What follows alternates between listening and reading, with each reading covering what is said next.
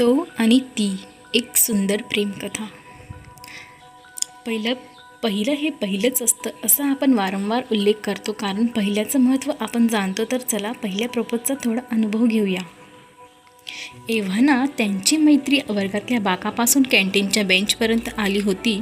अर्थात त्यासाठी मित्रमैत्रिणींच्या गराड्यात कॅन्टीनचा कडवट चहा गड्याखाली ढकलण्यासाठी काहीतरी कारण पुढे करावे लागत असे. मग गप्पा गोष्टी आणि टिंगलटवाळकीच्या निमित्ताने एकमेकांशी एखादा दुसरा संवाद साधला जाईल, तर कधी कधी वादविवाद झाडे. असे दिवसामागून दिवस जात होते. तो आज प्रपोज करील, उद्या करील, परवा करील अशा भाबड्या आशेला कुरवाळत ती येणारा प्रत्येक दिवस ढकलत होती. पण तो सोन्याचा दिवस काही केल्या उगवत नव्हता. तशीच मनाची घालमेल काही केल्या शमत नव्हती. शेवटी भावनात्मक कोंडी फोडण्यासाठी तिने स्वतःच प्रपोज करण्याचा चोखी बाहेरचा आणि अत्यंत धाडसी निर्णय घेतला.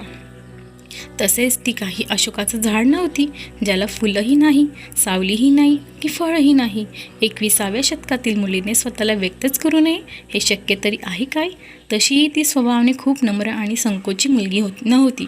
मनातल्या भावनांना वाट मोकळी करून देण्यासाठी एका दिव्यातून जावे लागेल याचा तिला पुरेपूर अंदाज होता. त्यासाठी मनाची पक्की तयारी केली होती. कल करे सो आज, आज करे सो अब या उक्तीप्रमाणे तिने उद्याच प्रपोज करण्याचे ठरवले. पहिल्या आणि शेवटच्या प्रपोजची मनात थोडी धाकधूक होतीच. तो हो म्हणेल की याचा राहून राहून मनात विचार येत होता. गुलाबाच्या पाकळ्या तोडून झाल्या, गणिताची वही पान मोजून झाली, तरी विश्वासक आणि थोडे आश्वासक उत्तर काही सापडेना. शेवटी थेट त्याच्यासमोर जाऊन आपल्या भावना व्यक्त करण्याचा निर्णय घेतला. पण तिला पठडीबाज प्रपोज करायचे नव्हते, कारण काहीतरी वेगळं करण्याची उर्मीच स्वस्त बसू देत नव्हती. त्यामुळे थेट पण थोड्या वेगळ्या धाटणीच्या प्रपोजचा सराव करण्याचा विचार मनात डोकवत राहिला. रात्री बळबळीत 4 घास खाऊन ती आपल्या खोलीत गेली. दार बंद करून आरशासमोर 15-20 प्रपोज मारले. त्यातील एका वाक्याची दुसऱ्याशी अर्थार्थी संबंध नव्हता. प्रपोजमध्ये थोडी सुसूत्रता येण्यासाठी जे म्हणायचं आहे ते नीट लिहून परत सराव केला, तरीही समाधान झालेच नाही. प्रपोज सत्राच्या मध्यंतरी थोडा विरंगुळा म्हणून आकाशाला हात टेकवून 1-2 गाण्यांच्या मधुर चालीवर पाय थिरकायचे सर्व करून झाले. पण त्याला थेट प्रपोज करण्याची हिंमत नसल्याची तिला सारखी जाणीव होत होती. त्यापेक्षा प्रेमपत्र लिहून भावना व्यक्त करणे जास्त सोयीस्कर वाटले. त्याने तिची गणिताची वही मागितलेली होतीच. उद्या ती देताना त्यात प्रेमपत्र ठेवण्याचा बेत तिने रचला. पत्राच्या प्रस्तावने ते सकाळचे 3 वाजले. नंतर 4चा अर्धा ठोकाही पडला. शेवटी मोजून 4 ओळींचे पण भावनांनी ओतप्रोत भरलेले पत्र फायनल केले. ते सहज दिसेल अशी जागा वहीत लपवून ठेवली. दुसऱ्या दिवशी सकाळी उठून बागेतले एक ताजे टवटवीत गुलाबाचे फूल पत्राच्या शेजारी ठेवले. पहिले 2 तास संपल्यानंतर सर्व विद्यार्थी वरांड्यात जमा झाले. ती त्याच्याजवळ जाऊन म्हणाली, मला तुझ्याशी महत्त्वाचे बोलायचे आहे. तो म्हणाला, मलाही. दोघेही कॅन्टीनच्या बेंचवर थोडे अवघडलेच. काय बोलावे ते दोघांना कळेना. या गोंधळातच तो तिला थेट म्हणाला, तुझे माझ्यावर प्रेम आहे? ती थोडी दचकलीच. अंगावर पाल पडावी तशी ती पटकन नाही म्हणाली. असे काही घडण्याचा तिने विचारही केला नव्हता. थोडे सावरून तिने प्रतिप्रश्न केला, तुझे आहे काय? आता तिने नाही म्हटल्यावर माझे तुझ्यावर एकतर्फी प्रेम आहे असे म्हणणे म्हणजे निव्वळ मूर्खपणा होता. त्यात मैत्री गमावण्याची रिस्कही होती. पण त्याला नाही म्हणताच आले नाही. त्याने लिटल बिट म्हटले. तिला काहीच कळाले नाही. तिने परत विचारणा केली. तो नजर झुकवून अपराधी भावनेने हो म्हणाला. तो पुन्हा पुटपुटला, तू विचार करून उत्तर दे ना. माझ्यासाठी थोडा वेळ घे. हुकमी पत्ता आपल्या हातात ठेवत ती ठीक आहे, उद्या सांगते म्हणाली. वही तशीच हातात घेऊन आनंदाच्या सागरात अखंड बुडालेल्या मनाने वर्गात परतली. त्याचप्रमाणे तिलाही त्या काहीतरी महत्त्वाचे सांगायचे होते याचा त्याला पुरता विसरच पडला. रात्रीची निर्मळ शांतता. तो आपल्या खोलीत कॉटवर पाय दुमडून गाठ विचारात बसला होता. भिंतीवरील घड्याळाच्या काट्यांचा आवाज स्पष्ट ऐकू येत होता. तास सरला की टोक्यांचा कर्कश आवाजाने त्याची तंद्री भंगते. ती काही क्षणासाठीच पुन्हा तो विचारांच्या दरीत लोटला जातो. आपोआप भावना व्यक्त केल्याच्या समाधान चेहऱ्यावर दिसत असलं तरी तो हो म्हणेल की हा प्रश्न त्याला छळतोय. मुलीसुद्धा ना एक हो किंवा नाही म्हणायला किती वेळ घेतात. दुसऱ्याची परीक्षा घेण्यात त्यांना फार आवडतं. आमचा इथे जीव जातो हे त्यांना कळत कसं नाही. तो स्वतःशीच बडबडत होता. उद्या कॉलेजात गेल्यावर तिला थेट विचारावं असं मनात तो पक्का निर्धार करतो. दुसऱ्या दिवशी ती कॉलेजला येतच नाही. तो दिवसभर कॉलेजच्या पार्किंगमध्ये तिची वाट गुटमळत असतो, पण पदरी निराशाच पळते. शेवटचा तासही सरतो. आता त्याचा धीराचा बांध फुटतो. तो तिच्या मैत्रिणींकडून तिचा मोबाईल क्रमांक घेतो, फोन फिरवतो तर नॉट रिचेबल. आता काय करावे, तो हतबल होतो, पण पुन्हा नाउमेद होत नाही. शेवटी पडल्या चेहऱ्याने बिछाण्यातून गुडूप होतो. ती का आली नसेल? तिला राग आला असेल का, किंवा नसेल? असे अनेक प्रश्न त्याच्या मनात रुजी घालत होते. तिसरा दिवस उगवतो. तो पुन्हा पार्किंगमध्ये तिची वाट पाहत उभा असतो. ती येते, गाडीला पार्क करून थेट त्याच्या दिशेने सरसावते. दोघेही न बोलता जणू प्लॅनप्रमाणे कॅन्टीनला जातात. कॉलेजचा पहिला तास असल्याने कॅन्टीनमध्ये कमालीचा शुकशुकाट असतो. दोघेही गप्प असतात. केवळ त्यांच्या हृदयाची स्पंदने नकळत संवाद साधत असतात. ती बोलत होती, म्हणते, मी तुझ्या भावनांचा आदर करते. तू स्वतःला निर्भीडपणे व्यक्त केलंस याचा हेवाही वाटतो. या वयात अशा भावना मनात येणं स्वाभाविक आहेत. त्या व्यक्त करण्यातच त्यांचं फलित असतं. काही मुलं गुम्या स्वभावाची असतात. मुलगी कितीही आवडली तरी व्यक्त होत नाहीत. मुलगी बिचारी वाट बघत बसते. शेवटी त्याच्या मनात माझ्याबाबत काही नसेल या निष्कर्षापर्यंत येऊन पोचते. अशा एखाद्या दुसऱ्या मुलानं प्रपोज केलं तर त्याचा भावनांचा आदर करीत केवळ त्याच्यासाठी हो म्हणते. मुलीला कधी कुणाच्या भावना दुखवता येत नाहीत. एखाद्या मुलाने प्रपोज केल्यानंतर एखादी मुलगी नकार देत असेल तर त्यामागे काही छुप्या बाबी असतात. परिस्थिती त्यांना नाही म्हणण्यास भाग पाडते. तू मला प्रपोज केलंस याचा अर्थ मला सार्थ अभिमान आहे. ती थोडी थांबून म्हणाली. दोघे प्रेमात पडले. गावभर गोंधळ घातला आणि शेवटी ब्रेकअप झाला. असं सध्या प्रेमाचं स्वरूप आहे. मला तसं करायचं असतं तर याआधी अनेक मुलांनी मला प्रपोज केलं होतं. मी त्यांनाही हो म्हणू शकले असते. माझ्या तात्पुरत्या प्रेम प्रकारावर विश्वास नाही. वय उधळ असलं तरी माझ्या भावना उधळ नाहीत. वर्गमित्रांनी माझ्या प्रेमाबद्दल दबक्या आवाजात बोलावे हे मी कधी सहन करू शकणार नाही. मला त्यांच्या वय अभिमानानं मिरवायचा आहे. केवळ आजही नाही तर शेवटच्या श्वासापर्यंत. ती बोलत होती. येत्या 3-4 वर्षात माझ्या लग्नाची बोलणी सुरू होतील. तुझं आणि माझं वय सारखंच असल्याने या अल्पावधीत स्वतःला सिद्ध करणं तेवढं सोपं नाही. तरीही आपण मिळून काही प्रयत्न करूया.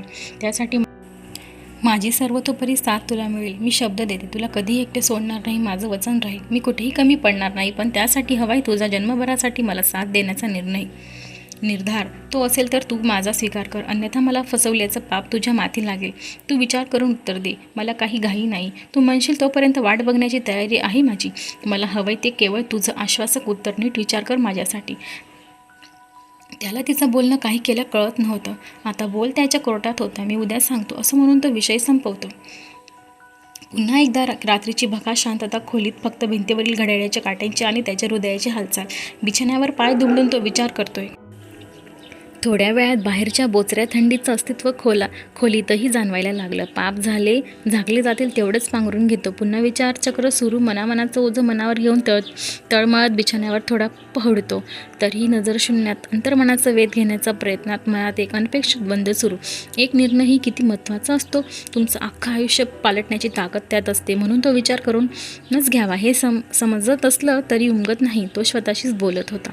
त्याला तिला वेळ देणं किंवा मागणं हे वर करणे त्याला फारच अपराधीपणाचं वाटत होतं. पण पर्याय नव्हता. आयुष्यभराच्या कमिटमेंटवर सहज उत्तर देणं तितकं सोपं नव्हतं. त्यातही एकदा शब्द दिला तर त्यासाठी प्राणही गेला तरी बेहत्तर, असा त्याचा मराठी बाणा. पण शब्द देताना थोडा विचार करून निर्णय घेण्याचा त्याचा लहानपणापासूनचा स्वभाव.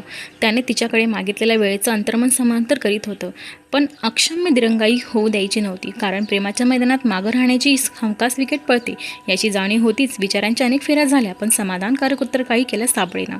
त्याचं एक मन म्हणालं, अरे तुझ्यावर सर्वस्व आळून टाकण्याची त्या मुलीची तयारी आहे. ती तुझी आयुष्यभरासाठी साथ मागते. तिला केवळ टाइमपास करायचा असता तर केव्हाच हो म्हणून मोकळी झाली असती. पण तसं नाही. एवढी समजूतदार मुलगी तुला शोधून सापडणार नाही. या मुलीनं तुझं वास्तवाचं दर्शन घडवलं. शेवटी प्रेम हे प्रेमच असतं आणि तुमचं आमचं सेम असतं हेच खरं. तिला पहिल्यांदा बघितल्यावर मनाने साथ दिली. नुकत्याच झालेल्या एका इंग्रजी चित्रपटात दाखवलं आहे ना, परग्रहावरील प्राणी त्याच्या वेणीसारख्या संवेदकांच्या माध्यमातून एकमेकांच्या संवेदना जाणून घेतात. आपल्याला देवाने 6 सेन्स दिलाय. एखाद्याचे डोळे, चेहरा, स्वभाव आणि वागणूक बघून जाणून घेणं म्हणतात. ती भावूक होऊन बोलत असताना प्रेमाचा साक्षात्कार होत होता आणि त्या प्रेमाच्या परतफेडीची निरागस आशा तिच्या बोलक्या डोळ्यांमध्ये स्पष्ट दिसत होती. डोळ्यांमध्ये जमलेल्या आसवांवरून ती तुझ्याबाबत किती हळवी आहे याचा पुरेपूर अंदाज येत होता. यालाच कदाचित दोघांची लिंक लागणं म्हणत असावं. तसेही तू तिला बघितलं आणि ती तुला क्लिक झाली. अशी मनाने साथ दिली. ती तुझी वाट बघते, जा पळत जा तिच्यापाशी.